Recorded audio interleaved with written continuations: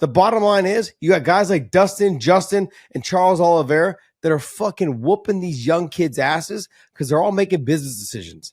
They're all weak. He's calling out Justin Gaethje, the guy who's the human highlight reel, the guy that just fucking slumps people over, knocks them the fuck out. He's calling that dude out. Dustin Poirier puts people in the seats, and I'm sorry, every single time he fights, he's the fucking man. Why can't the younger guys beat him? Because they don't have the dog in them. They're a bunch of fucking pussies.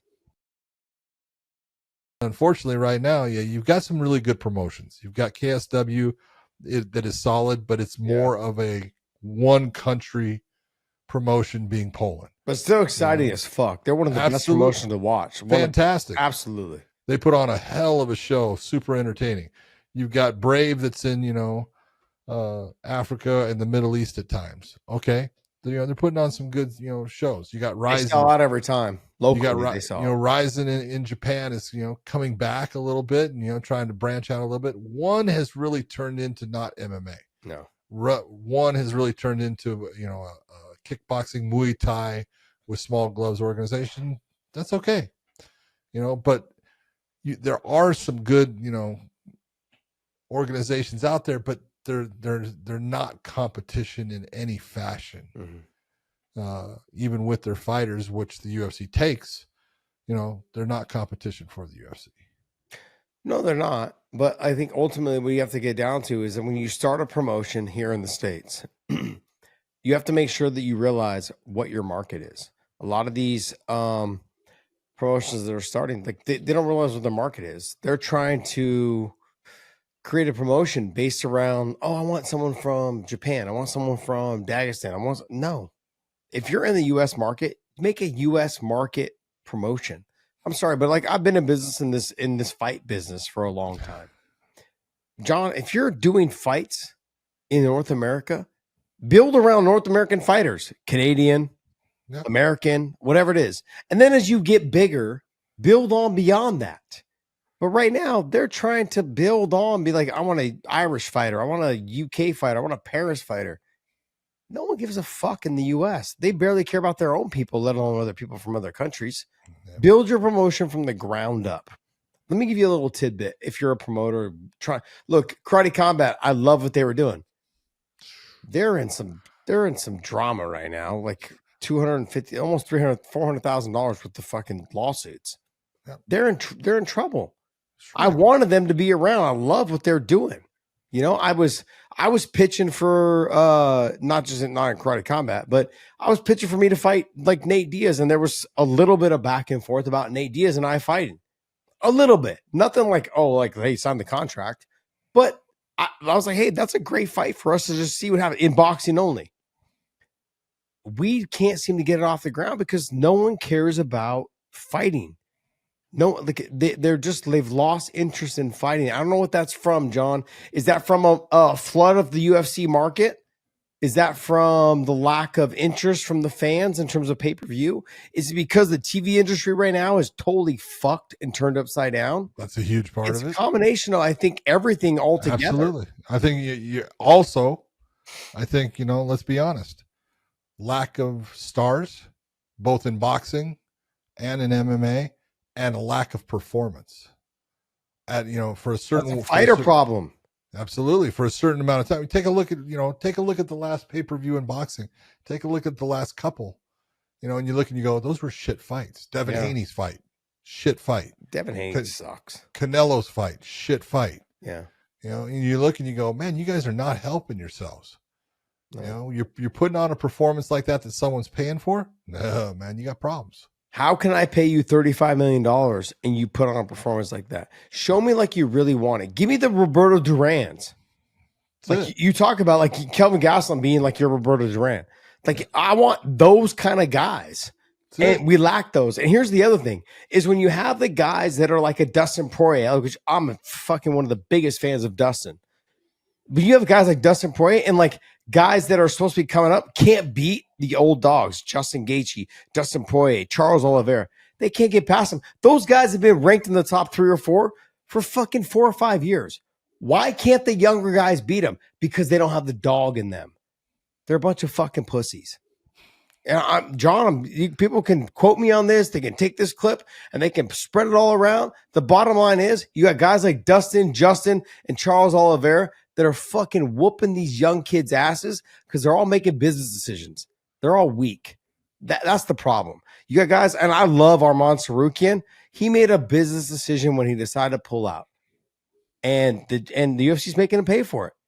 And even when he comes back, like, I just don't. He'll never be that name. Like, look at what's his name, Paddy. He goes, I don't want to fight him. He's not a big enough name. I'll take Justin Gaethje.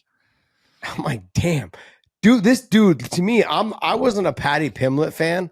Obviously, though, after he beat fucking Chandler, I'm a huge fan now. But after that, he's calling out Justin Gaethje, the guy who's the human highlight reel, the guy that just fucking slumps people over, knocks them the fuck out. He's calling that dude out over the number one contender. There's a reason. He's calling him out because, like, yo, that guy has the name. That guy's going to put fucking fans, put butts in the seats. He's the one that's going to get me, people to know who I am if I do beat him. Arman Sarukian's not that guy because they're making business decisions. Fight the toughest and the hardest fight, and the guy who brings more fans, fight that guy. Yep. And Paddy Pimblett's doing it the right way, man. I didn't think I'd ever say that about somebody. Paddy's the one right now doing it. He's calling his shots like, hey, I want that guy that could potentially fucking knock me out, put me face down, ass up. I want that guy. That impresses me, to be honest. That impresses me. That's what you're looking for. Held down. That's the whole thing, man. You know, you want the guys that want the people that kind of are scary. Yeah, Justin's scary. I mean, yeah, he's nasty. Nasty. That's scary. Yeah, and that's the thing is these younger guys, they can't beat these older guys, and that's what makes it even more like irrelevant. The sport is like, what do you mean the 27-year-old can't beat the fucking 36-year-old? What are you talking about? Like, this shouldn't be happening. Like, I'm just being honest, John. I think how many guys I've said, like, people said, like, wait, Dustin Poirier still fighting? I talked to a guy. I was like, yeah, dude, this dude one fight away from a title shot. If he beats Max Holloway, he legitimately be like, you know what? I'm the BMFL title holder and there's no one else ahead of me. Let me fight fucking the winner of Ilya and Charles. And honestly, the UFC, I would not blame them for saying, yeah, let's have that fight. If Dustin will take it, let's do it. Would you blame him, John? No, not at all. Not at all. Dustin Poirier puts people in the seats, and I'm sorry, every single time he fights, he's the fucking man. He's the man. Him against Conor, him against Dan Hooker, him against Justin Gaethje. Like, I'm sorry, I'll tune in Justin Gaethje, I'll tune in every single time those fucking guys fight. Dustin Poirier's fight with Dan Hooker, one of the greatest ever. One of the greatest ever.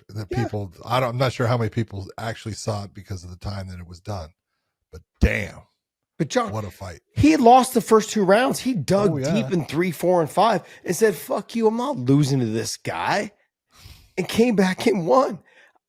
I can't say enough about the kid.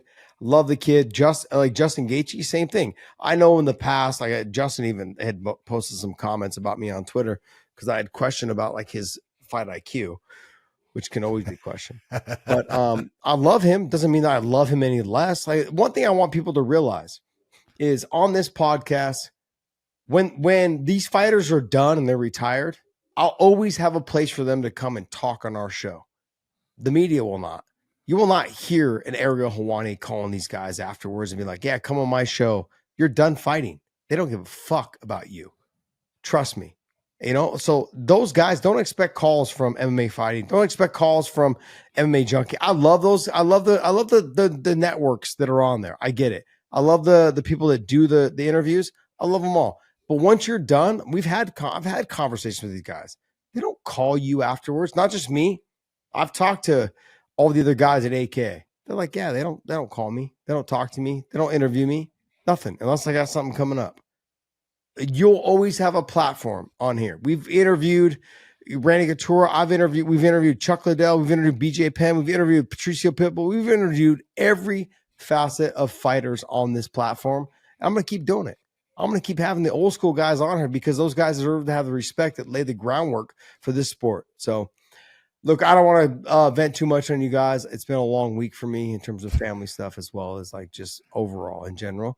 But I got nothing but love for this sport. It's brought me a lot of happiness in my life, and I can't say enough, man. John's whole career has been around this sport, yeah, outside of being a cop. But you know what I mean? Like this sport has done something for all of us. This episode is brought to you by BetUS. Make sure you guys YouTube 150 for the promo code. Also, Element, use the link in the descriptions down below. Any product you buy from there, they will send you a bonus package of product if you use our link down below. Element's amazing, man. I love it. And I want to say thank you, man. Thank you guys so much for continuing to support us.